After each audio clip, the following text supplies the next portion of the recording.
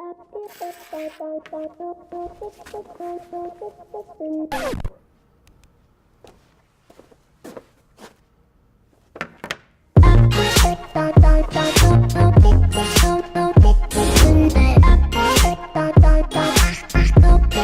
what is up guys, MKBHD here, and this may all look very familiar to you. This is Samsung Galaxy S9. Yeah, this is definitely S9.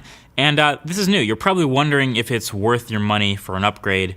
You may also just be wondering if it's a good phone or not. So I think the best way to describe this phone is it's a nearly perfect Samsung phone. So what I mean by that is if you've liked Samsung phones in the past, or you have an old Samsung phone and you like what they do with the software, with the great cameras, with the awesome design, with their build, then this is the best and most complete version of that they've ever made. But conversely, if you already don't like Samsung phones, like if slow Android updates aren't your thing, or you just don't like what they do with the skin, then this isn't going to change your mind. So it's a nearly perfect Samsung phone. So last year, the Galaxy S8 had the Infinity display. This year, again, Galaxy S9 has one of the absolute best displays in any smartphone, sandwiched between even slightly thinner top and bottom bezels than last time. And they've even done a slightly better job hiding the sensors and things in that top bezel, so the black looks more seamless. And that earpiece also now doubles as a second speaker, a front-facing speaker, so you kind of have a bit of a stereo speaker thing going on here. It's not quite the same, obviously, as two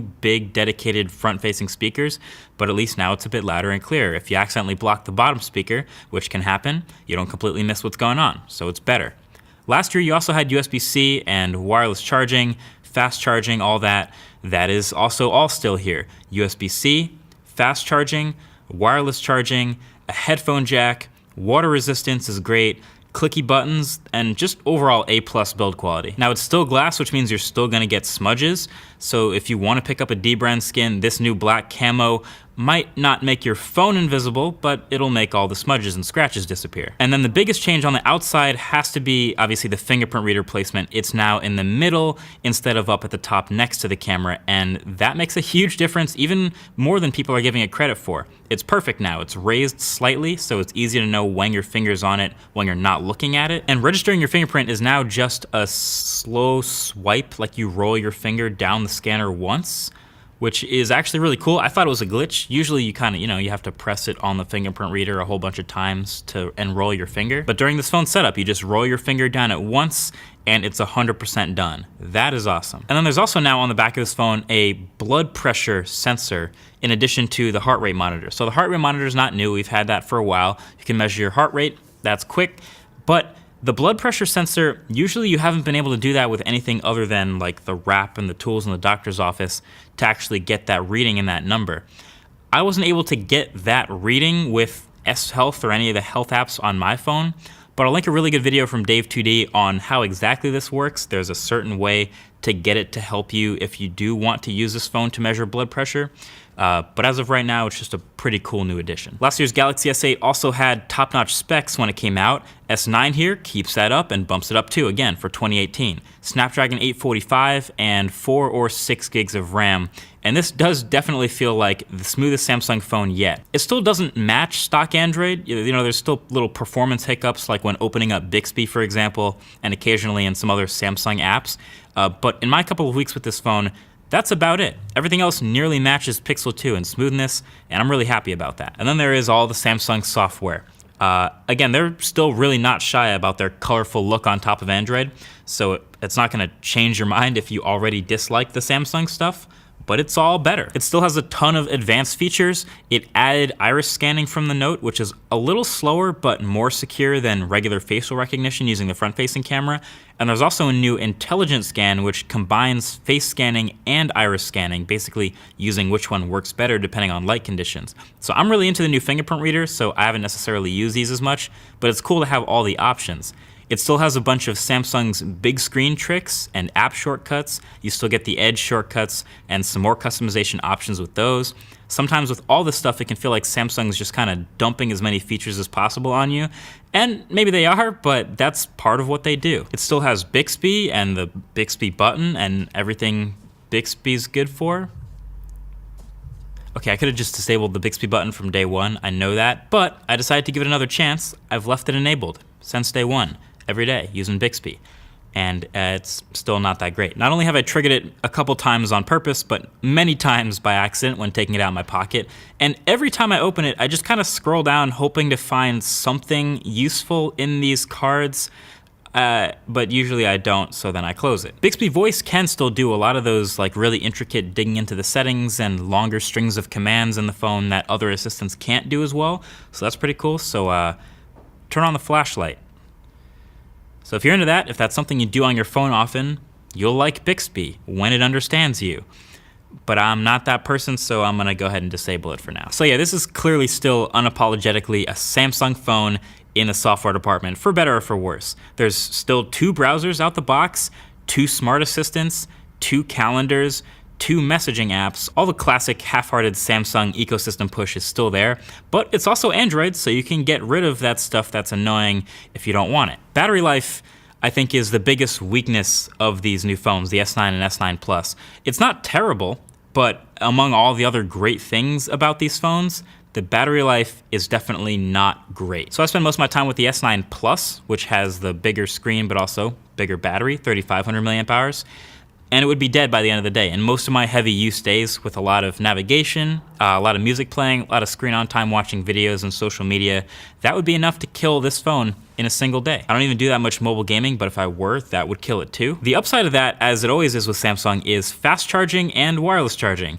It charges really fast with the right charger. The one in the box, of course, or one of several other USB-C chargers like the MacBook Pro charger, but it can be kind of picky. The dash charger, for example, didn't work if you're curious. But being able to top up really quickly during the day, for me, I've said this before, it does offset the slightly weak battery this phone has. It would be great if it had better battery, but for me that's good enough. Depends on who you are.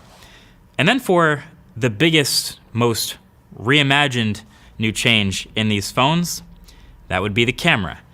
Let's break that down. So there's a new 12 megapixel camera on the back, and if you get the S9 Plus, it gets the second telephoto camera as well, and it's the first modern smartphone with a variable aperture camera. It can physically switch between f1.5 and f2.4 depending on your lighting. So it defaults to f2.4, which is roughly average for a smartphone camera actually, and that's for your sharp, normal daylight photos most of the time. When you do get to low light, under 100 lux, that's when it's gonna switch to wide open f1.5. Technically speaking, the mechanism to do this is really impressive, but it only matters if you can see the difference in photos. So, does it make a difference? So, all right, generally photos from the Galaxy S9 camera are pretty damn good. Photos are a little bit less overprocessed and a little less over-sharpened than they used to be, but it's clearly still the Samsung look we're used to with the bright, vibrant colors.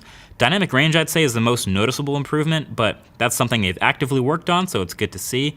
Something you'll notice looking through all of these, though, is Samsung's tendency to overexpose.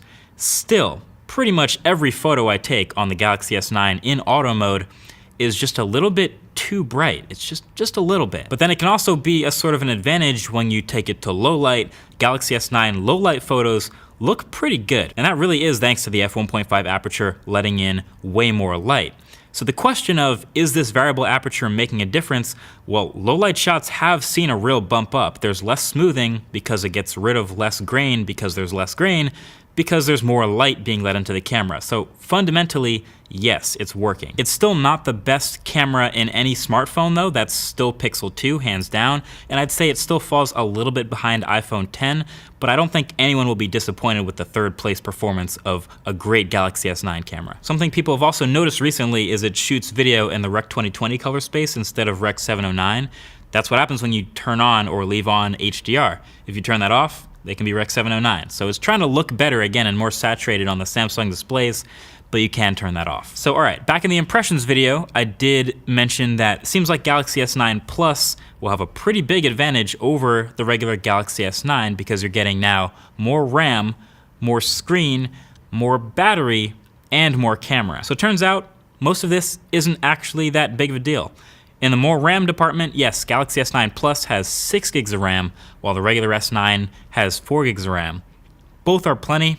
Hardly ever gonna notice the difference in regular everyday use. Could be nice for future-proofing though. The S9 Plus obviously has the second telephoto camera for live focus and for optical zoom sometimes. May or may not ever use that. If you do, obviously go with S9 Plus, but you might not miss that. And then of course the size difference means your 5.8-inch display versus 6.2-inch. and then your 3,000 to 3,500 milliamp hour battery. Again, both of which are somewhat mediocre. So not a huge difference between them. So it's a toss-up if you're choosing between them, but I think the biggest thing I got out of this Galaxy S9 Plus existing now at this price point is there's way less reason to buy a Galaxy Note 8 right now. The Note 8 is really all about the stylus, and it comes in at about $1,000. I would definitely pick the S9 Plus over that because of the lower price. Even though you get a slightly smaller screen, all the same advantages are there if you don't use that stylus. And even a lot of the other reasons people might have gone towards the Galaxy Note in the past, like your media experience, the huge screen, this tends to do a lot of that just as good, if not better, since you also get stereo speakers. But that's just if you're picking between Samsung phones. My point from the beginning of the video stands. This is just about the optimal Samsung phone that you can get right now, with all the pros and cons that come with that. You get all the pros and upsides of the Samsung experience taken to the max, the awesome displays, the A+ build quality, the checking of pretty much every box, stereo speakers, headphone jack, expandable storage, and a pretty damn good camera. But you also get all the cons of the Samsung experience too. Your double apps, your slower Android updates, your occasional hiccups, Bixby. So this thing really is great. It's perfect for the Samsung lover, but I, as you probably already know, am not that person. I will be switching back, I think, to my Pixel 2 as a daily. So with the Galaxy S9, it makes it really easy to underappreciate it because it seems like, you know, oh, it's just a minor upgrade. It's not that much better. It's like an S8s. And you could say it's the jack of all trades, but the master of none. But that's actually what makes this phone so good. First of all, it is the master of one, the display. There isn't really any better than this. But it's actually so good at so many different things and bad at so few things, especially being so good at the hardware suite. That's what makes this phone so easy to recommend. And so I do. I recommend the Galaxy S9. It's really good. So either way, that's been it. Thanks for watching. Talk to you guys in the next one. Peace.